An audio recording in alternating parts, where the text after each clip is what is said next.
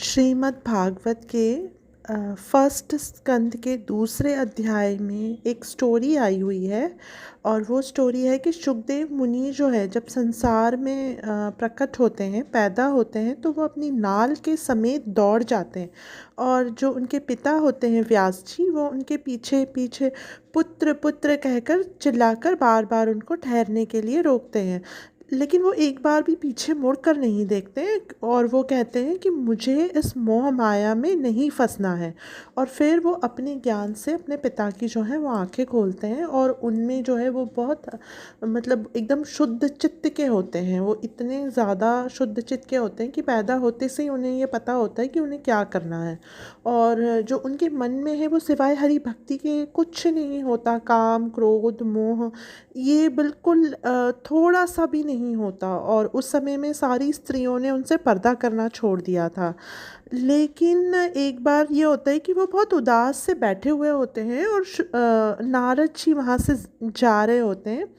तो वो नारद जी से कहते हैं कि हमें आप कोई एक ऐसा ज्ञान बतलाइए जिससे सुनकर जो है भगवान के चरणों में हमारी और प्रीति हो जाए और हरि कथा का जो है वो श्रवण हमेशा करते रहना चाहिए, रसपान करते रहना चाहिए। तो हमें कुछ एक ऐसा अच्छा सा कुछ ज्ञान दीजिए।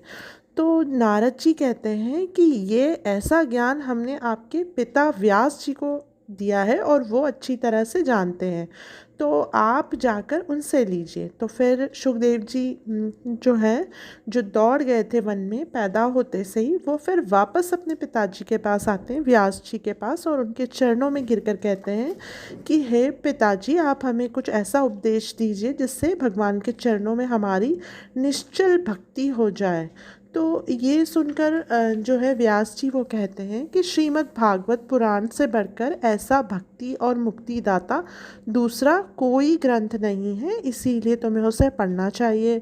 और फिर वो उनको भागवत की कथा बहुत अच्छे से सुनाते हैं और मतलब उनको बहुत सारी चीज़ें एक्सप्लेन करते हैं कि दूसरे जितने भी प्रोसेस हैं उसमें आपको बहुत वो बहुत डिफ़िकल्ट है, लेकिन ये बड़ा इजी सा है। इसको सिर्फ आपके श्रवण मात्र से ही आप जो है अपने काम, क्रोध, लोभ, मोह और आपके मन के जितने विकार हैं आप उनको दूर करके अपने मन में भक्ति पैदा कर सकते हैं। और फिर वो उन्हें बहुत सारी बातें बताते हैं कि जो भक्ति होती है वो राजसी, तामसी, सात्विक, ये 3 प्रकार की होती है और ऐसे ही पूजा होती है। और उनको बड़ा अच्छा सा ज्ञान देते हैं।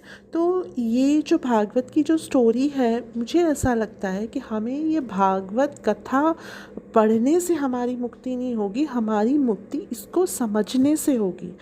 जो मुझे इसमें समझ में आया है वो ये है कि एक बेटा कितना भी इंटेलिजेंट हो जाए, कितना भी अच्छा हो जाए, वो अपने पेरेंट्स से बढ़कर नहीं हो सकता।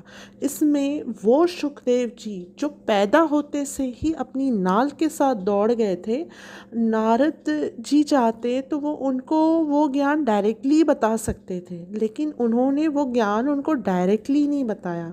उन्होंने ये बताया कि ये वाला ज्ञान हमने आपके पिताजी को दिया है, तो तुम जाकर उससे ज्ञान लो। तो ये कहने का मतलब ये है कि आजकल के ज़माने में जितने भी बच्चे हैं जो ये सोचते हैं कि अरे मेरे पापा को तो नहीं आता, वो तो ये नहीं जानते हैं, मेरे पेरेंट्स इतना नहीं कर पाएंगे, और अपने आप को बहुत कैपेबल समझते हैं, अपने आप को बहुत अच्छा समझते हैं, तो ये उन लोगों के लिए, सबके लिए ये एक लेसन है कि आपके अंदर जितनी भी अच्छाइयाँ हैं, it is only because of your parents, क्योंकि उन्हीं का डीएनए आपके अंदर है।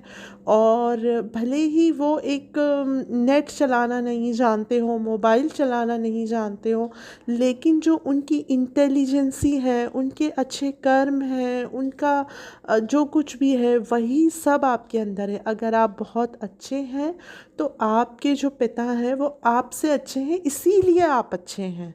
तो अपनी किसी भी कैपेबिलिटी पे आपको जब भी थोड़ा सा भी वो हो जाए ना, क्या प्राउड हो जाए या फिर आपको लगे कि या वी आर गुड, तो सबसे पहले ये जान लेना कि आपके पेरेंट्स जो हैं वो उसकी वजह से आप गुड हैं।